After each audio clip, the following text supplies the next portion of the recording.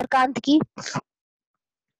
उसमें हम कल पिछले बार हम अमरकांत के भोजन के दोपहर के भोजन के बारे में, आज हम हिंदी कहानी पे चर्चा करेंगे। थोड़ा सा हिंदी कहानी की पृष्ठभूमि पे चर्चा करेंगे, वो कहाँ से प्रारंभ हुई, उसकी पृष्ठभूमि क्या रही, आज इस पे चर्चा करेंगे। फिर अगले क्लास से हम हिंदी के कहानियों, जो सिलेबस में कहानियां पढ़नी है उसके बारे में बताएंगे। क्योंकि हिंदी कहानी में जो 8 कहानियां आप लोग को पढ़नी है, वो जब तक से हिंदी कहानी का आधार नहीं समझिएगा, वो कहाँ से शुरू हुई, कैसे उसका प्रारंभ हुआ, तब तक से वो सब समझ नहीं पाइएगा। इसलिए हम पहले उसके बारे में बता रहे हैं।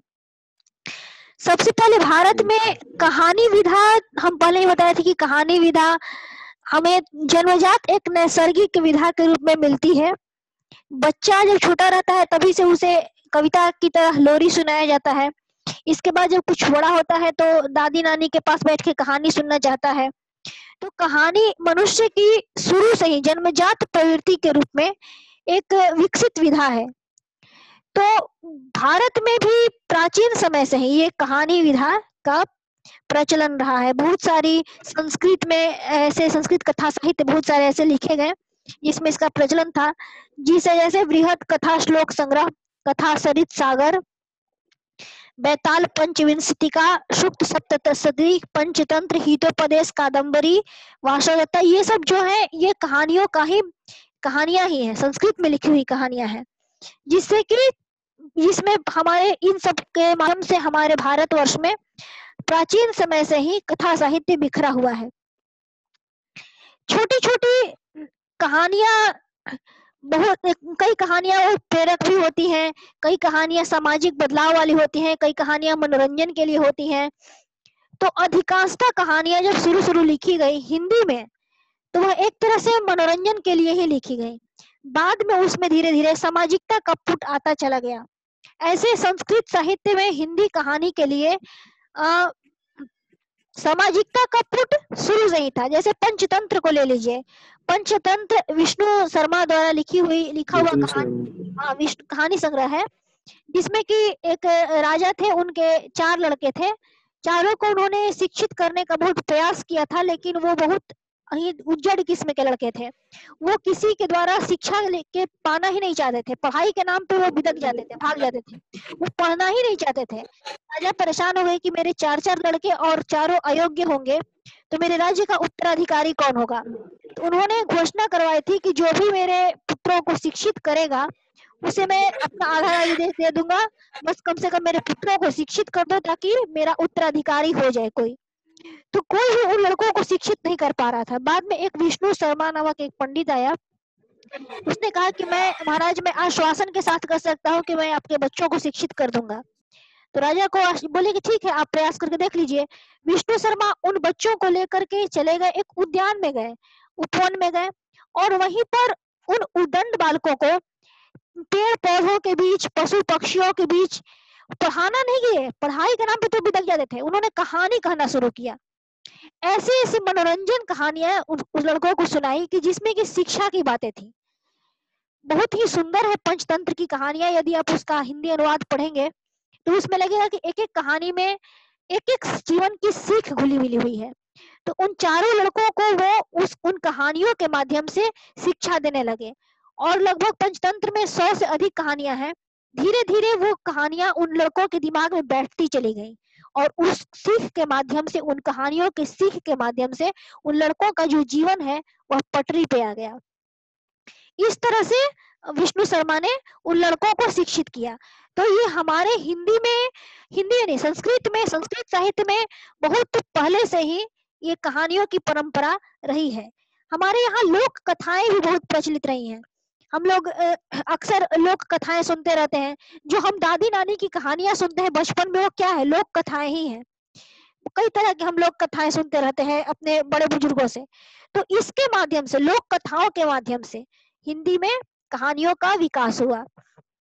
इसके बाद हिंदी कहानी पर पाश्चात्य प्रभाव आधुनिक युग में पड़ा।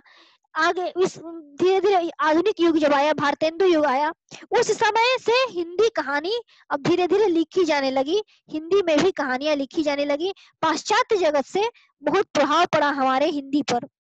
इसमें है पाश्चात्य जगत के लेखकों में है पुष्किन, चेखव, ये लोग हैं। फिर इसके बाद अनातोले फ्रांस है, टॉलस्टॉय है, मोपासा है।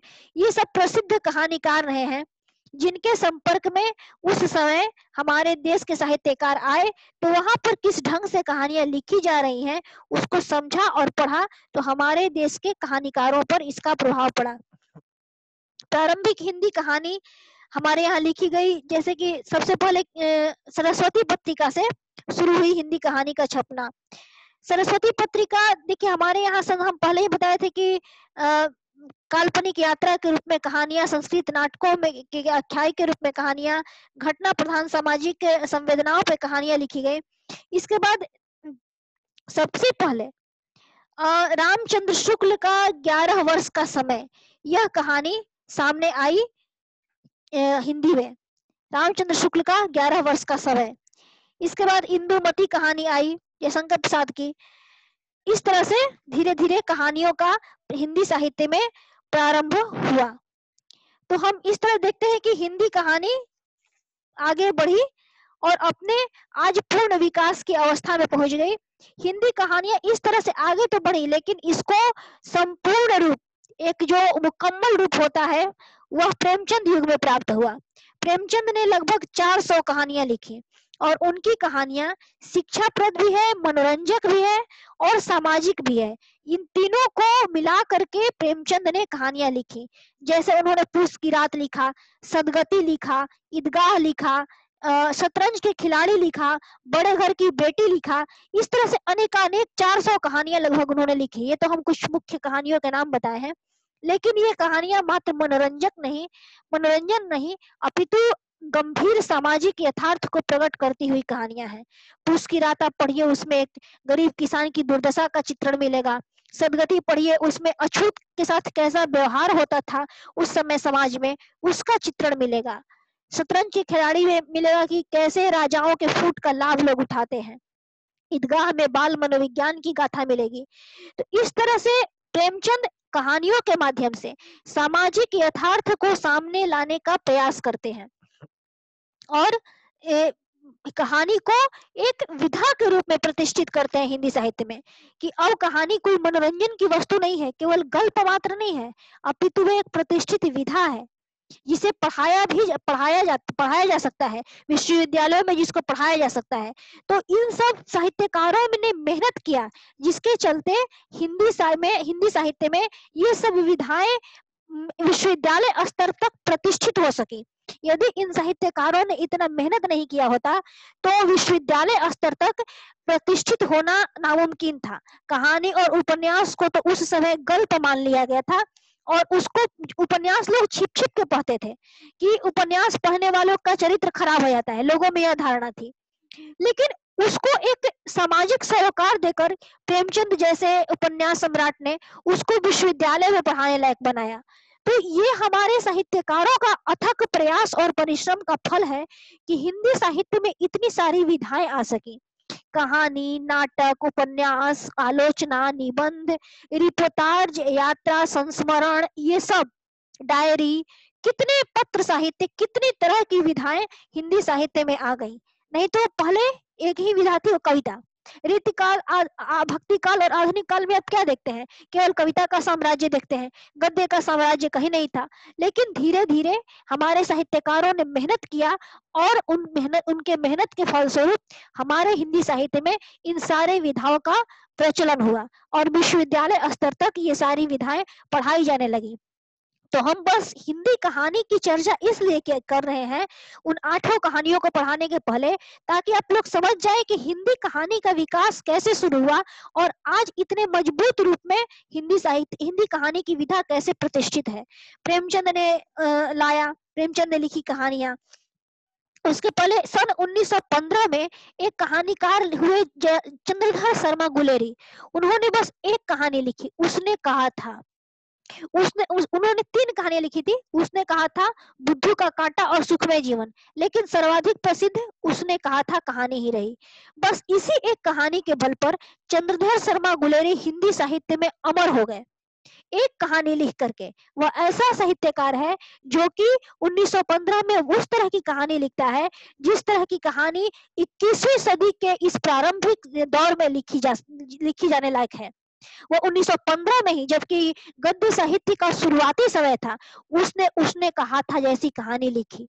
उसका शिल्प, उसकी भावना दोनों अद्भुत है और कल्पना से परे है कि 1915 में, जबकि खड़ी बोली का विकास भी नहीं हुआ था ठीक ढंग से, जिस समय महावीर प्रसाद द्विवेदी खड़ी बोली को सजा करके प्रतिष्ठित करने का काम कर रहे थे, उस समय 1915 में उसने कहा था जैसी कहानी सामने आई।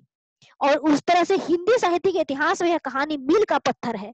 और इसलिए चंद्रधर शर्मा गुलेरी बस इसी एक कहानी से हिंदी साहित्य में अमर हो गए। उसने कहा था, कहानी आप लोगों ने शायद पढ़ा होगा, पढ़ा है कि नहीं? पढ़ा है? यस मैम, पढ़े हैं। अच्छा, पढ़े तो अच्छा लगी होगी वो कहानी, बहुत सुंदर कहानी है। यस मैम, बहुत। हाँ जी मैम। तो और उसका शिल्प अद्भुत है। उसमें लगभग 28 वर्षों के घटनाक्रम को मतलब कि दिखा दिया जाता है एक कहानी के अंदर। इसलिए वो कहानी अपने मायने रखती है कि इतने कम मतलब कि समय, एक कहानी में ही इतने वर्षों के घटना चक्र को दिखा दिया गया। और ये महत्वपूर्ण विशेषता उसमें आती है। तो ये सारी बातें हिंदी कहानी के लिए हैं। इसके बाद हम बता रहे थे प्रेमचंद ने लिखा कहानी गुलेरी जी के बाद। जयशंकर प्रसाद ने कहानियां लिखी। जयशंकर प्रसाद ने ऐतिहासिक कहानियां लिखी, अधिकतर उनकी कहानियां ऐतिहासिक हैं। प्रेमचंद की कहानियां सामाजिक हैं, यथार्थवादी हैं और उस युग का पूरी तरह से चित्रण करने में समर्थ है। प्रेमचंद के लिए किसी ने कहा था, यदि स्वतंत्रता संग्राम के समय के भारत को पढ़ना है तो आप प्रेमचंद की समूची कहानियां और समूचे उपन्यास को पढ़ जाइए, आपको उस समय के भारतवर्ष की झलक मिल जाएगी। और यह बात बिल्कुल सत्य है कि प्रेमचंद के यदि समूचे साहित्य को कोई पढ़ ले, चाहे और पूरी कहानी को और पूरे उपन्यास को, तो उसे उस समय के पूरे भारत स्वतंत्रता के पहले के भारत का पूरा झलक मिल जाएगा। क्योंकि उन्होंने सारा चीज उठा करके उन कहानियों और उपन्यासों में डाल दिया है। स्वतंत्रता के समय के भारत का सब कुछ डाल दिया है। उसकी राजनीतिक अवस्था, उसका सामाजिक जीवन, उसका धार्मिक जीवन, उसका आर्थिक जीवन, सब कुछ। गोदान पढ़िए किसानों का जीवन, गबन पढ़िए उस समय की अर्थव्यवस्था का जीवन, रंगभूमि, कर्मभूमि, कायाकल्प, ये सब उपन्यास है। इन सब में पढ़ते जाइए, एक से एक पड़ाव मिलेंगे उस समय के समाज को समझने के लिए। तो प्रेमचंद एक ऐसे कहानीकार थे जो कि अपने कहानियों में उस युग के संपूर्ण वातावरण को उभार कर रख देते हैं। तो इस तरह से हमारे हिंदी साहित्य में कहानियों का प्रारंभ हुआ, जो कि धीरे धीरे आगे बढ़ी और में अपना विकास करती हुई चली गई। फिर बाद में छायावादी युग आया, उसमें जयशंकर प्रसाद ने कहानियां लिखी, निराला ने कुछ कहानियां लिखी। फिर इसके बाद इन दोनों ने ही मुख्य रूप से कहानियां लिखी। और इसके बाद प्रगतिवाद युग आया, फिर इसके बाद प्रयोगवाद युग आया, जिसमें कुछ मनोवैज्ञानिक कहानीकार हुए, अज्ञेय, यशपाल, जैनेन्द्र। ये लोग मूलतः मनोवैज्ञानिक कहानियां लिखे। जब धीरे धीरे इस तरह से कहानियों का सफर आगे बढ़ता है तो लोग इन सब कहानियों से एक तरह से उब जाते हैं। मनोवैज्ञानिक प्रेमचंद के बाद केवल और केवल मनोवैज्ञानिक कहानियों की एक धारा सी बहने लगी और उस धारा को पढ़ते पढ़ते जनता एकदम उब सी गई कि क्या केवल मनोविज्ञान ही कहानियों में समाया हुआ है, इसके अतिरिक्त तो कुछ नहीं है। तो इसलिए जिस तरह से एक नई कहानी विधा का, एक नई कहानी आंदोलन का श्री गणेश हुआ। नई कहानी आंदोलन, स्वतंत्रता संग्राम खत्म हो चुका था, भारतवर्ष आजाद हो चुका था, अब नई नई समस्याएं थी जनता के सामने और कहानीकार केवल मनोविज्ञान पर केंद्रित करके कहानियां लिख रहे थे, जनता उसे पढ़ना नहीं चाह रही थी। इसलिए एक नए आंदोलन का शुरुआत हुआ, नई कहानी आंदोलन के नाम से, जिसके 3 प्रवर्तक थे, कमलेश्वर, मोहन, राकेश और राजेंद्र यादव। इन तीनों ने नई कहानी आंदोलन का सूत्रपात किया और अपने कहानियों के माध्यम से स्वतंत्रता के बाद के भारतवर्ष का जीवंत चित्रण कहानियों में दर्शाया। इसमें से कमलेश्वर की कहानियां बहुत महत्वपूर्ण, अच्छी अच्छी कहानियां उन्होंने लिखी, लाश कहानी लिखी, राजा निर्वंशिया कहानी लिखी। इस तरह से अनेकानेक कहानियां कमलेश्वर ने लिखी, जिसमें कि स्वतंत्रता संग्राम के बाद के भारतवर्ष का चित्रण हुआ, उसकी राजनीतिक स्थिति का, उसके आर्थिक स्थिति का, इन सब बातों का। तो इस तरह से हमारे कहानीकार डग डग पर डग आगे प्रगति करते चले गए और जीवन को, यथार्थ को दर्शाने में सफल रहे। तो हम जो 8 कहानियां आप लोगों को पढ़ाएंगे वह इन्हीं कहानीकारों की है, जिसमें कि हम इन कहानियों के माध्यम से उस समय के समाज का यथार्थवादी चित्रण करेंगे। ठीक है, समझ रहे हैं आप लोग? हेलो, समझ यस रहे हैं मैम। ना? हाँ, तो पिछले बार जो हम अमरकांत का दोपहर का भोजन पढ़ाए थे, वह क्या है? वह उसी तरह की कहानी का चित्रण है। उसमें उसमें एक मध्यम वर्गीय, स्वतंत्रता संग्राम के बाद एक मध्यम वर्गीय परिवार की दुर्दशा का उसमें चित्रण मिलता है कि किस तरह से मध्यम वर्गीय परिवार स्वतंत्रता संग्राम के बाद बेबस बेबस और असहाय स्थिति में आ जाता है। हम तो कहानियों को पढ़ाते हुए बताए थे कि किस तरह से सिद्धेश्वरी पूरे परिवार को भरपेट भोजन खिलाती है दोपहर में और खुद आधी रोटी खाकर रह जाती है। ये एक गृहिणी की व्यवस्था है मध्यवर्गीय समाज की, कि वो अपने परिवार को टूटे ना, इसलिए वह खुद ही आधी रोटी खा करके संतुष्ट हो जाती है और फिर अपने परिवार का भरण पोषण करती है। तो यह स्थिति मध्यम वर्गीय परिवार में देखने को मिलती है। इस तरह से बहुत सारी ऐसी कहानियां आप लोगों को पढ़नी है 8 कहानियों में, जिसमें कि ठोस सच्चाई का हमें पता चलेगा। एक और कौन सी कहानी सिलेबस में आप लोग को याद है 8 कहानियों के अलावा? 8 कहानियों में हेलो, नहीं मैम, मैं सिलेबस नहीं है आपके पास? अच्छा रुक जाइए, हम आपको बता देंगे कि बताएंगे अगले अगले क्लास में बताएंगे कौन कौन सी। एक माँ कहानी पढ़नी है, एक गुलकी बन्नो कहानी है, उसको पढ़ना है। अभी अमरकांत का दोपहर का भोजन हम पढ़ाएं, ये सब है, कुछ कहानियां हैं जिसको कि पढ़ना है। तो ये है हिंदी कहानी का एक मुकम्मल दौर, एक मुकम्मल दौर, जिस तरह से अभी हम व्याख्या किए, एक हिंदी कहानी का मुकम्मल दौर है जो कि धीरे धीरे विकसित होकर के आज इस रूप में आई है, जिससे कि विश्वविद्यालयों में हिंदी कहानियों पर भी रिसर्च हो रहा है। ठीक है, मेरा खुद का रिसर्च कमलेश्वर की कहानियों पर है, उनकी संपूर्ण कहानियों पर मैंने पीएचडी की है। तो इस तरह से आज विश्वविद्यालय स्तर पर हिंदी कहानियों का हिंदी कहानियों पर रिसर्च हो रहा है, उसको समझा जा रहा है, और कहानियां आज समाज को समझने का एक महत्वपूर्ण माध्यम हो गई हैं। और रोज रोज नए नए कहानीकार पैदा हो रहे हैं, जो कि कहानी जगत को एक नई दिशा दे रहे हैं, एक नई टेक्निक दे रहे हैं, और कहानी बहुत विकसित विधा बन रही है। तो हमारा हिंदी साहित्य संपूर्णतया समृद्ध है। ठीक है, कहानी के क्षेत्र में भी, अन्य क्षेत्र में तो है ही, कहानी के क्षेत्र में भी हमारा हिंदी साहित्य संपूर्णतया समृद्ध है। अब समझ गए कहानी के बारे में? हेलो, जी मैम। हाँ, तो इस तरह से आप लोग को कहानियों के बारे में पढ़ना है। हम कहानियां पढ़ाएंगे अगले क्लास से। अब हम कहानियों के बारे में आज हम संक्षिप्त रूप में कहानियों का विकास पढ़ा दिए, ताकि आप लोग समझ जाए कि हमारे हिंदी साहित्य में कैसे कहानी विधा का प्रादुर्भाव हुआ और उसका क्या महत्व है आज के युग में। कहानी का महत्व शुरू से ही, जब से सभ्यता का प्रारंभ हुआ है, तब से लेकर आज तक 2 विधाओं का बोलबाला हमेशा से रहा है, एक कविता का और एक कहानी का। ऋग्वेद में भी लिखा गया तो वो कविता में लिखा गया, रामायण लिखा गया तो कविता में लिखा गया, लेकिन गद्य में भी लिखा गया, बहुत कुछ गद्य में भी लिखा गया। तो 2 विधाओं का प्रारंभ सृष्टि के प्रारंभ से ही है, कविता का और गद्य का, कहानी का। इन 2 विधाओं का प्रारंभ सृष्टि के शुरुआत से ही, जब से मानव पैदा हुआ तब से। ठीक है, हेलो हेलो, जी मैम। आप बताइए तो अभी अभी अभी हम क्लास लिए हैं, आप लोगों में से बताइए तो कोई भी हिंदी के मनोवैज्ञानिक कहानीकारों में से 1-2 नाम बताइए तो, किसका किसका हम अभी लिए हैं। मैम मनोवैज्ञानिक को तो मैं ठीक से नहीं सुनी मैम, लेकिन ये तो अपने छायावादी युग के जो छायावाद का तो उनके लोग बारे सब में। लोग, छायावाद का सब लोग बता देगा, जयशंकर प्रसाद और निराला, वो तो प्रसिद्ध है ही।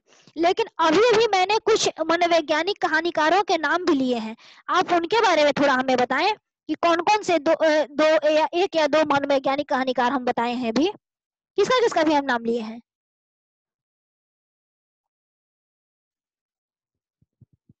किसी का नाम लिए तो होंगे ना। जी मैम, नाम तो ली थी मैम, से सुनाई नहीं थी। अच्छा, अब बहानेबाजी मत करिए आप लोग, अब सुनाई नहीं दिया। मैम अब सीरियसली बोल रहे हैं, बीच में आवाज आगे कट रही थी मैम, मैं आगे सीरियसली बोल आगे इला चंद्र जोशी, जयशंकर प्रसाद, जयशंकर कर रहे हैं, जैनेन्द्र, इन लोग का नाम नहीं लिए हैं हम। आगे का नाम लिए हैं, इला चंद्र जोशी का नाम लिए हैं, जैनेन्द्र का नाम लिए हैं, यशपाल का नाम लिए हैं।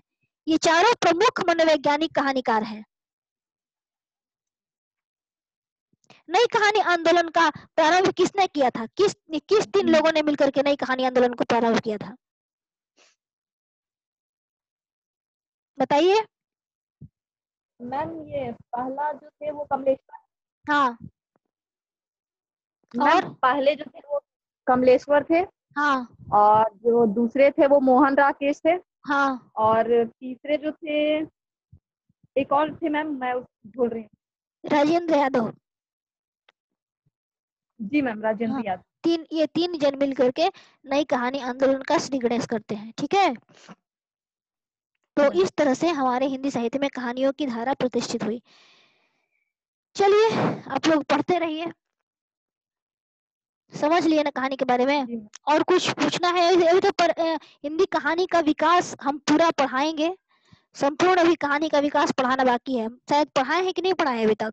उपन्यास तो पूरा पढ़ा दिए, आलोचना भी खत्म कर दिए, पूरा निबंध का विकास पढ़ा दिए। हिंदी कहानी का विकास पढ़ाए हैं कि नहीं पूरा पूरा भी, शायद नहीं पढ़ाए हैं क्या। चलिए, हिंदी कहानी मैम का हिंदी कहानी का विकास तो अभी नहीं। नहीं पढ़ाए हैं हम, यही तीन मेरे सिलेबस में था, वही पढ़ाए हैं। इसके बाद अब आठों का सोच रहे हैं, 8 कहानियों के बारे में आप लोग को बता दें, इसके बाद आगे बढ़ेंगे, ठीक है। चलिए, और कुछ पूछना है, जी मैम। और कुछ पूछना है, नहीं। चलिए तो पूछना हो तो अगला कौन सा कहानी पढ़ाने वाले? कोई अभी देखे नहीं है, क्योंकि कहानी मेरे पास मौजूद नहीं है, हम इंटरनेट से ढूंढते हैं, उन 7 सिलेबसों में से, 8 में से इंटरनेट पे ढूंढते हैं, मिल जाएगा तो बता देंगे कि कौन सा हम डाल देंगे कल व्हाट्सएप पे, चाहे आज ढूंढ लेंगे कौन सा पढ़ाएंगे, तो हम व्हाट्सएप पे डाल देंगे कि आज हम ये कहानी पढ़ाने वाले हैं, आप लोग उस हिसाब से इंटरनेट से ढूंढ करके पढ़ लीजिएगा, हम पढ़ाएंगे परसों, ठीक है। क्योंकि सारी जी मैम। कहानियां मेरे पास मौजूद नहीं है, हम इंटरनेट से ही ढूंढते हैं उसको, ठीक है। ठीक ठीक है। ठीक।